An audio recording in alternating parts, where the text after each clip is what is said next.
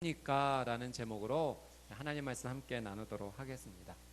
어떤 한 사람을 알고 싶을 때 가장 빨리 알 수 있는 방법 중에 하나는 그 사람이 가장 소중하게 여기는 것이 무엇인가, 그 사람이 늘 항상 지니고 다니는 것이 무엇인가, 그 사람의 필수품이 무엇인가를 파악하면 그 사람이 어떤 사람인지 우리는 알 수가 있습니다. 여러분, 필수품이라고 하는 것은 내가 다른 것은 안 가져도 이것만은 내가 꼭 챙기는 거야 라고 여기는 중요한 것 아니겠습니까? 그 필수품을 통해서 그 사람의 관심과 성향 우리는 파악할 수 있습니다. 제가 중학교 때 정말 잊혀지지 않는 한 친구가 있어요. 이 친구의 필수품은 무엇이냐면 도시락 가방이었습니다. 예. 그때는 저희가 급식하지 않고 도시락 가방 사가지고 다녔는데, 학교 가방은 안 메고 오는 날이 간혹 있었는데요, 하루도 빠지지 않고 늘 가지고 다녔던 것은 이 도시락 가방이었습니다. 그러니까 이 친구에게 있어서 이 필수품, 가장 소중한 것은 먹는 것, 도시락 가방이었죠. 이 친구에게서 도시락 가방을 빼앗는다, 마치 심장을 도려내는 아픔, 그 친구는 그렇게 여겨지는 일이었죠. 예전에 그 MS사의 회장 빌 게이츠, 그 빌 게이츠의 필수품이 무엇이었는가 이렇게 인터뷰했던 것을 보게 됐는데, 늘 항상 책을 가지고 다녔대. 그러니까 자기가 전공하는 분야가 아닌 여러 분야의 책들을 몇 권씩 항상 가지고 다녔습니다. 그러니까 두루 여러 가지의 정보를 익히 책을 통해서 습득을 했고, 그 책을 통해서 얻었던 지식이 오늘날 자기를 이끌었다라고 고백했던 내용을 보게 됩니다. 그러니까 빌 게이츠의 필수품인 책이 오늘의 글을 만들었다고 해도 과언이 아닌 거죠. 여러분에게 한번 질문해 보고 싶어요. 여러분의 필수품은 무엇입니까? 여러분이 정말 소중하게 매일 아침에 일어나서 그리고 하루의 생활을 하면서 가장 중요하게 여기는 여러분의 필수품은 무엇입니까? 오늘 우리가 꼭 지녀야 될 필수품으로 예수님의 사랑에 대해서 한번 나눠보고자 합니다. 여러분, 아침에 일어나면서 예수님의 사랑을 꼭 챙기고 계십니까? 오늘 우리가 읽은 이 요한일서의 말씀은요, 이 사도 요한이 그 공동체를 향해서 정말로 사랑하는 마음을 가지고 쓴 편지입니다. 그래서 이 편지의 내용을 읽고 있으면 정말로 그 공동체를 향해서 얼마나 사랑하고 있는지 느껴질 수가 있어요. 성경에는 이 사도 요한뿐만 아니라 다른 사람의 편지도 있죠. 사도 바울입니다. 여러분, 심지어 이 사도 바울은요, 감옥에서도 공동체를 향해서 편지를 썼어요. 그러니 여러분, 만약에 여러분이 사도 바울로부터 이 편지를 받았다라고 한번 생각해 보세요. 감옥에서 그가 복음을 위해 살다가 공동체를 향해서 절절하게 쓴 이 편지를 받았다고 생각해 보십시오. 얼마나 큰 감동이 되겠습니까? 그 당시 아마 성도님들은 눈물 없이 그 편지를 볼 수 없었을 것입니다. 눈물로 편지를 읽었을 거예요. 여러분, 편지 읽으시면서 울어보신 적 있으세요? 제게 그런 경험이 한 번 있었어요. 고등학교 2학년 때, 그때 이제 점심시간이어서 이제 밥을 먹으려고 도시락 가방 열었는데 쪽지가 하나 있었어요. 이게 무슨 쪽지지 하고 제가 이렇게 읽어봤더니 저희 어머니가 이제 도시락을 싸주시면서 저한테 편지를 써주신 거예요. 아들, 요즘 공부하느라고 정말 수고가 많아. 힘들지? 그래도 힘내. 엄마가 기도하고 있어. 라는 내용의 편지였습니다. 근데 평소에 뭐 자주 또 하시던 말씀이었어요. 아유, 수고했어. 공부하느라고 힘들지? 기도한다 엄마가. 근데 그날따라 제가 그 편지를 읽는데 가슴이 막 뜨거워지면서 울컥하고 뭔가 터져 나온 거예요. 그래서 제가 화장실로 급하게 뛰어가서 그 점심시간 내내 밥을 먹지 못하고 울었던 경험이 있습니다. 그때 그 편지의 내용이 그 엄마의 사랑이 절절하게 저한테 다가왔었던 거죠. 그리고 그 힘들었던 고등학교 시절에 그 편지의 내용이 얼마나 힘이 됐는지 모릅니다. 엄마가 기도하고 있으니까 힘내야지.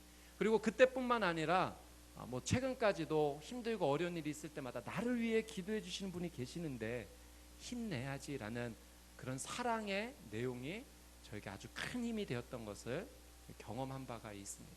제가 그때 그 편지를 읽고서 정말 결심했던 거, 다음부터는 밥 먼저 먹고 편지 읽어야겠다. 밥을 못 먹어서 제가, 농담이고요. 그 사랑의 편지가 정말로 큰 힘이 되었던 것을 경험을 했습니다. 여러분, 누군가가 나를 사랑한다는 것은요 정말 큰 힘이 돼요. 사랑이라는 것 자체가 능력이 됩니다.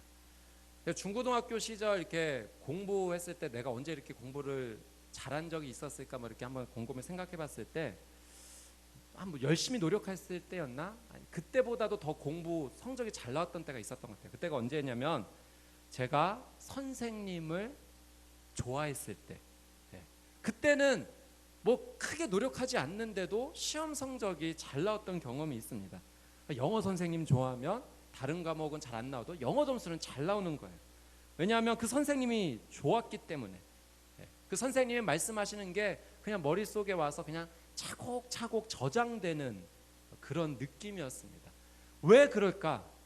이게 바로 사랑의 능력 아니겠습니까? 누군가를 좋아한다는 것, 사랑한다는 것은요 그 자체로 내가 할 수 없는 어떤 영역을 뛰어넘어서 할 수 있는 능력의 시작이 됩니다. 사랑은 능력이에요. 그래서 여러분, 우리가 예수님의 사랑을 정말 가지고 있는가, 이것이 우리의 삶의 필수품인가 점검해 보자는 것은 내 힘으로 살 수 없는 이 인생에서 예수님의 사랑이 우리에게 능력이 되기 때문에 그렇습니다. 오늘 말씀이 선포되어질 때 다시 한번 여러분 안에 예수님의 사랑이 온전히 임하여져서 내 능력 이상의 예수님의 능력으로 삶을 살아가시는, 그래서 열매를 맺으시는 저와 여러분의 삶이 되시기를 주님의 이름으로 축복합니다.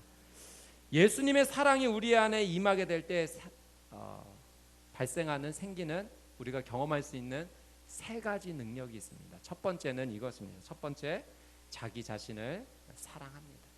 예수님의 사랑이 우리 안에 온전히 임하게 될 때 우리가 경험할 수 있는 첫 번째, 내가 나를 사랑할 수 있게 된다는 거예요. 여러분, 내가 나를 사랑한다는 것 쉬울까요? 쉽지 않을까요? 쉬운 것 같지만 사실은 쉽지 않아요. 내가 나를 사랑할 수 있다는 것도 사실은 내 힘으로 하는 것이 아닙니다.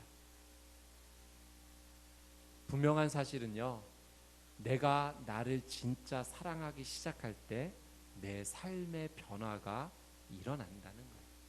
내 삶에 어떤 변화도 없고 어떤 성장도 없다면 여러분, 정말 내가 나를 존귀하게 여기고 내가 나를 사랑하는지 먼저 점검해야 됩니다. 제 친구 중에 정말 얼굴이 까만 친구가 있었어요. 그러니까 저도 여름이 되면 사실 좀 많이 이렇게 얼굴이 타는 편인데요, 그 친구는 정말 수준이 달랐어요. 그러니까 한국 사람이 가질 수 있는 색을 뛰어넘는, 여하튼 설명하기 어려운 까만색을 뛰어넘어 구릿빛이 나는 어떤 특별한 친구였습니다. 그래서 에피소드도 굉장히 많아요. 그래서 슈퍼 가서 뭐 물건 하나 들고 아저씨가 얼마예요? 라고 하면 대부분의 우리 사장님들이 이런 말씀하세요. 오, 한국말 잘하시네요. 그 정도 오해를 불러일으키는 거죠. 제 친구가 제일 많이 들었던 말, Where are you from? 어디서 왔니? 어느 나라 출신이야? 여러분, 이 정도 얘기 들으면 사실 낙담되기도 쉽고 사실 절망하기도 쉬울 수 있어요. 그런데 이 친구의 장점은 뭐냐면 자기 자신을 존귀하게 여긴다는 거예요. 자기의 외모에 듣는 평가와 상관없이 자신을 정말 사랑할 수 있는 친구였어요. 그래서 이 친구가 정말 어려운 국가고시 중에 하나를 나중에 패스를 하게 됩니다. 제가 그거 보면 알았어요. 능력이라는 것이, 변화라는 것이 정말 내가 나를 사랑하고 인정할 수 있을 때 시작되는 것이구나. 주변으로부터 듣는 나에 대한 평가가 나를 절망할 수 있게 만들지만, 그러나 내가 나를 사랑할 수 있을 때 성장과 변화가 시작이 된다는 거예요. 우리가 예수님을 사랑하면요, 우리가 예수님을 정말 사랑하게 되면 그 예수님을 사랑하면서 우리가 어떤 일을 시작하냐면 내가 나를 돌아보기 시작하는 거예요. 내가 어떠한지, 어떠한 사람인지, 내가 무엇이 부족한지, 나는 예수님 앞에 어떤 모습으로 서 있는지 나를 다시 생각하기 시작합니다. 그래서 예전에는 내가 나를 싫어했고 미워했던 것들이 있는데 예수님의 사랑이 내 안에 거하기 시작하면 내가 부정하고 싶었고 멀리하고 싶었고 등 돌리고 싶었던 것들에 대해서 다시 한번 생각해 보게 돼요. 그리고 그것을 싫어하는 것이 아니라 그것도 은혜구나 라는 것을 깨닫기 시작한다는 거예요. 무엇이 그렇게 만드는가요? 예수님의 사랑이요. 예수님을 진짜 사랑하면 내 안에 참모습을 발견하고 우리는 사랑하게 됩니다. 예수님의 사랑이 능력의 시작인 거죠. 여러분, 이 예수님의 사랑을 다시 한번 온전히 삶 가운데 담아두고 여러분의 삶의 스스로를 하나님 앞에 온전히 올려드림으로 말미암아 우리가 우리를 사랑할 수 있게 되기를 다시 한번 주님의 이름으로 축복합니다. 두 번째, 예수님의 사랑이 우리의 삶 가운데 임하게 되면 우리에게 임하는 능력, 두 번째는 이것입니다. 다른 사람을 사랑하게 돼요. 예수님의 사랑이 임할 때 우리에게 생기는 두 번째 능력, 첫 번째가 나를 사랑하는 것이었다면 두 번째는 다른 사람을 사랑하기 시작합니다. 여러분, 나 아닌 다른 사람을 사랑한다는 것도 결코 쉬운 일이 아닙니다. 다른 사람을 사랑한다는 것은요, 내가 그 사람을 인정하겠다는 거예요. 그리고 받아들이겠다는 의미입니다.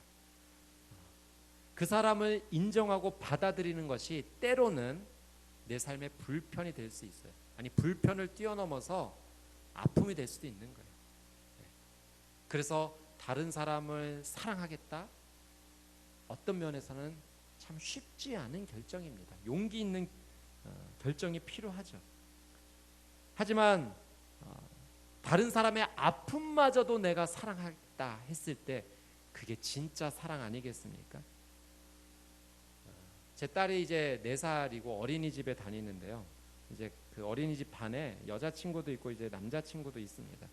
그래서 어느 날 제 딸 희엘이에게 너 친구들 중에서 누가 제일 좋아? 이렇게 물어봤더니 한 남자친구의 이름을 대는 거예요. 벌써 남자의 이름을. 그래서 그 친구가 왜 좋은지 물어봤더니 이렇게 대답을 했어요.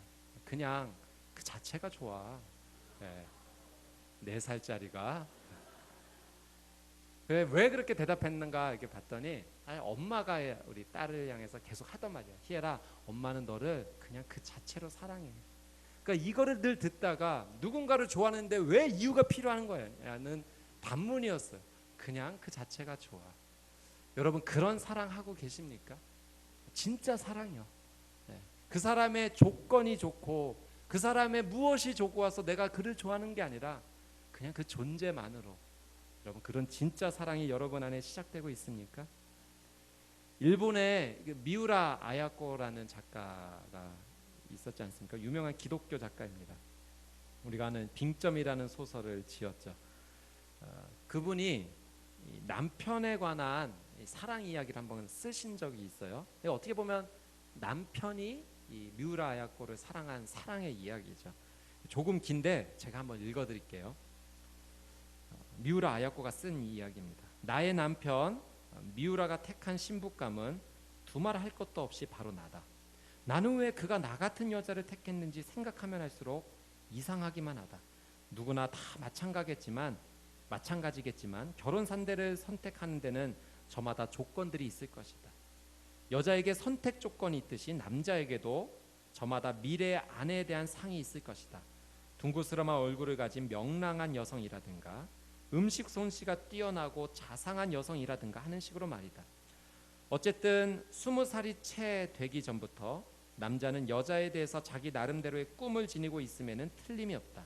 그리고 건강해야 한다는 조건은 상대가 여자여야 한다는 것처럼 지극히 당연한 것이어서 새삼스럽게 내세울 필요도 없는 것이다. 그와 더불어 여자가 남자인 자신보다 나이가 적어야 한다는 사실도 당연한 것임에 틀림이 없다. 만약에 당신의 형이나 동생 또는 아들이 다음같이 말한다면 당신은 과연 어떻게 할 것인가? 그녀는 폐결핵과 결핵성 척추염으로 8년 동안이나 병상에 누워 있습니다. 지금도 그녀는 여전히 침대에 누워 절대 안정을 취해야만 합니다. 때때로 각혈도 합니다. 나이가 33살이니 나보다 2살이 더 많고 그다지 예쁜 편도 아닙니다. 그녀의 애인은 죽었고 그녀의 머리맡에는 항상 그 애인의 사진과 유골 상자가 놓여 있습니다. 그녀의 병세가 언제 호전될지는 알 수 없으나 나는 언제까지고 기다릴 겁니다. 만약에 그녀가 낫지 않는다면 난 절대로 그 누구와도 결혼하지 않을 겁니다. 아마도 당신은 세상에 그런 법은 있을 수 없다며 어떻게 해서든지 설득하려고 할 것이다. 나 자신도 물론 그런 경우에는 단호하게 반대할 것이 분명하기 때문이다. 그런데 그런 어리석은 소리를 한 사람이 있으니 바로 나의 남편 미우라 미쯔요이다. 그는 공무원이었고 꽤 핸섬했다. 그는 여러 여성으로부터 사랑의 고백을 듣기도 했고 혼담도 무척 많이 들어왔다. 그러나 그는 모든 것을 마다하고 오직 나만을 기다려 주었다. 더구나 내 주위에는 여러 명의 남자친구가 있었고 그가 나를 찾아왔을 당시에도 몇몇 남자친구들이 나의 병실을 번갈아가며 찾아와 주곤 했었다. 게다가 나는 예쁜 얼굴도 아니었으며 그렇다고 그다지 순수한 편도 아니었다. 대체 그가 기다릴 만한 가치가 나에게 무엇이 있었을까를 자꾸 곱씹어 생각하지 않을 수 없다. 그는 일주일에 한 번씩 문병을 왔고 계속 격려해 주었다. 그 결과 그를 만난 지 5년 만에 나는 겨우 건강을 되찾게 되었다. 그는 내 건강이 7년 걸려서 회복되든지 8년 걸려서 회복되든지 간에 틀림없이 기다려 주었을 것이다. 그는 바로 그런 사람인 것이다. 그가 35세, 내가 37세 되던 해에 마침내 우리는 교회에서 조촐하게 결혼식을 올렸다. 120명가량의 사람들이 약간씩의 회비를 내어서 홍차와 케이크를 마련하여 축하 파티를 열어주었다. 간소하기 그지없는 파티였지만 정성이 가득 찬 감동적인 것이었다. 결혼 전날까지 몸에 열이 있던 나는 신혼여행도 포기한 채 남의 집 창고를 개조해서 만든 단칸방에서 그와의 신혼 살림을 시작했다. 결혼 생활에 정말 필요한 것은 무엇일까? 나는 결코 평범하지만은 않은 나의 결혼 생활을 돌아보며 생각에 잠긴다. 사랑받을 조건을 한 가지도 갖지 못한 나를 기다려주고 끝내 아내로 삼아준 미조의 사랑은 단순한 남녀의 사랑을 넘어선 것이리라. 참다운 사랑이란 것은 사랑할 만한 가치가 있는 것을 사랑하는 것이 아니라 아무도 돌아볼 만한 조건을 갖추지 못한 것을 사랑하는 것 아닐까? 나의 인간적인 결점과 허약한 신체, 남의 입에 오르내리던 연애 사건을 모두 포용한 미조의 사랑이야말로 참다운 사랑이 아닐까? 결혼한다는 것은 상대의 과거뿐만 아니라 미래까지도 용서할 각오가 있어야만 가능하리라고 생각하면서 나는 그와 결혼했다. 그러나 나는 그에게 제대로 보답하지 못하고 있다. 여러분, 진짜 사랑이 무엇인지 한번 생각해 보게 되는 거예요. 저 사람은 이게 참 좋아. 저 사람은 이런 모습이 있어서 너무 좋고 이런 성품, 이런 조건. 물론 여러분 그걸 생각한다고 해서 뭐 세속적이라든가 그런 건 아닙니다. 그러나 정말 다른 사람을 누군가 사랑한다는 것, 진짜 사랑은 무엇일까를 한번 생각해 보자는 거예요. 그리고 내 안에 예수 그리스도가 정말 있어서 정말 그 사랑으로 나도 다른 사람을 사랑하고 있는가? 여러분, 예수님의 사랑이 임하게 되면 진짜 사랑을 하게 된다는 거죠. 그 자체를 말이에요. 예수님의 사랑은 내가 용서할 수 없는 사람을 용서하게 하는 능력을 주십니다. 예수님의 사랑은 내가 이해할 수 없는 사람을 이해하게 해주는 능력을 주세요. 예수님의 사랑은 내가 받아들일 수 없는 사람을 받아들이게 하는 능력을 주세요. 그리고 결국 나를 통해서 그도 예수님의 사랑으로 회복하게 하시는 거죠. 나는 그저 용서하고 이해하고 받아들였던 것뿐인데 그걸 통해 그 사람이 다시 예수님의 사랑으로 아름다운 진주로 다시 태어나는 것입니다. 나를 조건 없이 사랑해 주신 그 예수님의 사랑 때문에 저와 여러분도 다른 사람을 사랑하는, 진짜 사랑을 하는 그 능력의 삶을 체험하시게 되기를 주님의 이름으로 축복합니다. 마지막으로 세 번째, 예수님의 사랑이 우리 안에 머물면 우리는 어떤 인생을 살게 되는 것인가? 세 번째는 하나님을 사랑하게 돼요.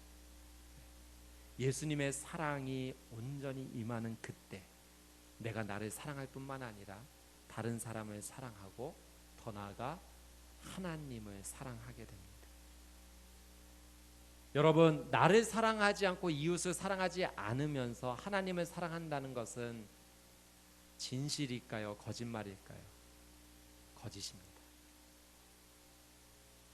내가 나를 사랑하지 못하고, 내가 나를 인정하지 못하고, 내가 나를 존귀 여기지 못하고, 나의 가족, 나의 이웃, 나의 친구, 공동체 동료들, 직장의 상사와 부하 직원 받아들이지 못하면서 내가 하나님을 진짜로 사랑합니다.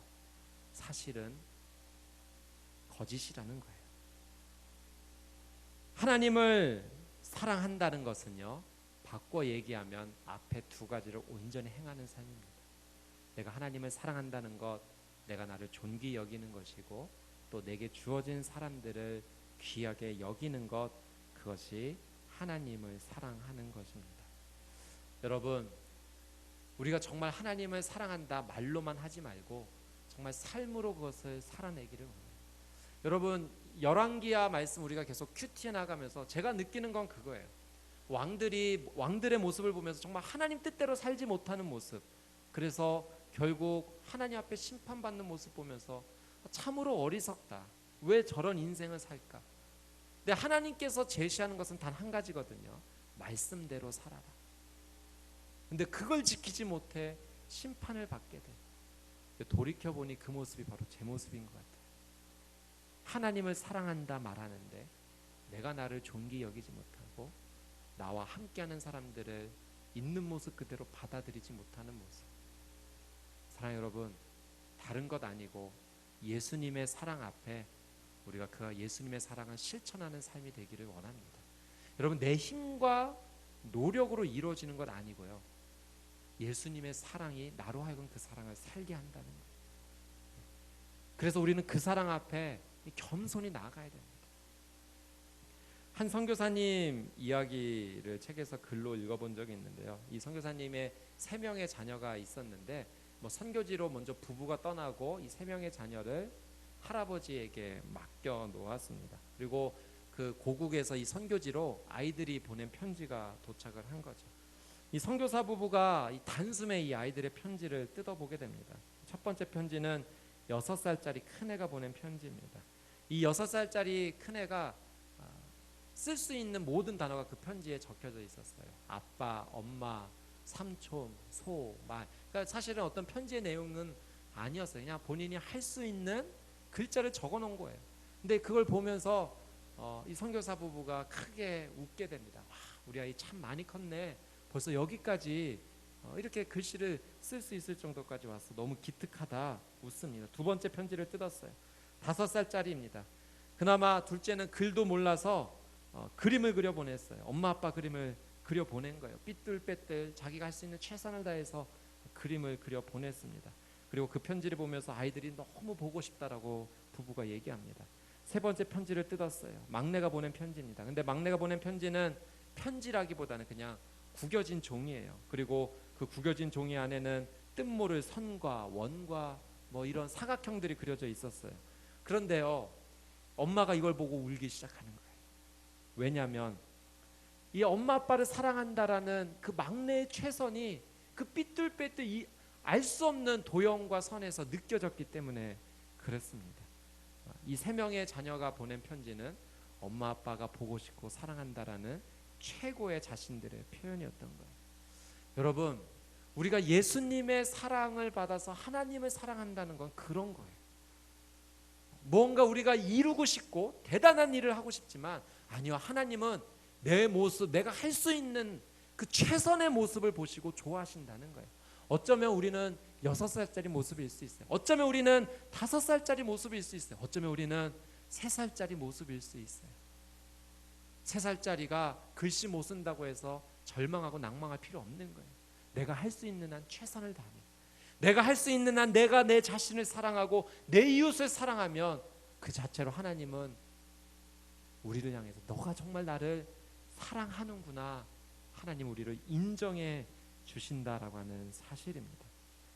여러분, 오늘 사도 요한은요, 요한 1서 말씀에서 우리에게 간곡하게 이렇게 얘기하고 있습니다. 우리 본문 말씀을 다시 한번 보기를 원합니다. 15절에서 17절 말씀이에요. 같이 한번 읽어보겠습니다. 시작. 여러분은 이 세상이나 세상에 있는 것들을 사랑하지 마십시오. 누구든지 세상을 사랑하면 아버지의 사랑이 그 사람 안에 있지 않습니다. 이는 세상에 있는 모든 것들, 곧 육신의 탐욕과 안목의 정욕과 세상살이의 자랑은 아버지에게서 온 것이 아니라 세상으로부터 온 것이기 때문입니다. 세상도 사라지고 세상의 정욕도 사라지지만 하나님의 뜻을 행하는 사람은 영원히 살 것입니다. 아멘. 여러분, 물론 이 말씀 안에는 깊고 오묘한 하나님의 놀라운 진리가 담겨져 있어요. 그러나 이 말씀을 한마디로 줄일 수 있다면 이거 아니겠습니까? 하나님을 사랑하라. 세상을 사랑하지 말고 하나님을 사랑하라. 예수 그리스도의 십자가 사랑을 알면 우리가 이 사랑 앞에 나아갈 수 있습니다. 세상을 사랑하지 않을 수 있어요. 여러분, 여기서 말하는 세상은요, 하나님과 정반대에 있는 대립하는 위치에 있는 것을 의미해요. 정말 예수 그리스도의 사랑이 임하면 우리가 그 세상을 향해 나가는 것이 아니라, 하나님을 반대하는 세상을 향해 나가는 것이 아니라 하나님께로 우리의 삶을 돌이킬 수 있다는 겁니다. 육신의 탐욕, 안목의 정욕, 세상살이의 자랑을 내려놓을 수 있다는 겁니다. 사도 요한은 분명히 말해요. 세상은 사라지고 세상의 정욕도 사라질 것이지만 하나님의 뜻을 행하는 사람은 영원히 살 것이다. 아멘. 사랑 여러분, 우리가 예수님 사랑을 경험해야 합니다. 어떻게 그 사랑 앞에 설 수 있을까요? 바로 예수님께서 나를 대신해 자기 몸을 찢으시고 십자가에 못 박히셨다는 사실을 인정하고 그 십자가를 받아들이는 겁니다. 예수님의 십자가 사랑을 받아들이는 순간 예수님의 그 놀라운 사랑이 우리의 인생 가운데 임하게 됩니다. 그리고 여러분, 그 사랑을 가지고 고백하십시오. 나를 사랑하셔서 생명 다해 사랑하신 예수님의 십자가 사랑 내 안에 온전히 임하게 해주십시오. 그래서 예수님의 사랑의 너비와 길이와 깊이와 그 높이를 깨닫게 해주시고 지식을 뛰어넘는 그 예수님의 사랑이 내 인생 가운데 온전히 임하게 해주십시오. 그 예수님의 놀라운 사랑, 그 진실된 사랑을 우리가 체험하고 경험하게 된다면 우리의 속사람은 강건하게 될 것이고 우리가 생각하고 바라는 것보다 더 놀라운 풍성한 영적인 삶을 우리는 살게 될 것입니다. 그 삶이 바로 하나님을 사랑하는 삶이 되겠지요. 이번 한 주 예수님의 사랑 앞에 진실로 나아가 그 사랑으로 체험받는 저와 여러분의 삶이 되시기를 주님의 이름으로 축복합니다. 아멘.